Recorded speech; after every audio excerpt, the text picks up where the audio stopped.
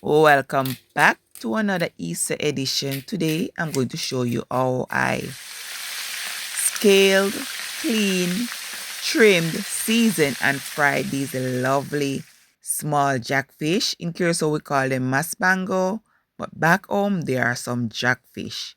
So I hope that you are enjoying the Easter edition. I've bring to you Escovitch sauce. I've bring to you festival.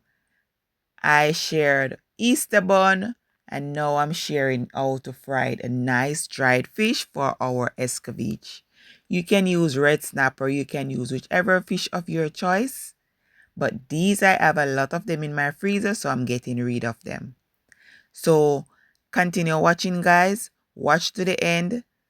Like the video, share the video, drop me a comment below, and do subscribe for more. Also, hype the video, guys, and check out my channel membership as well. So continue watching, and I'll catch you in another upload.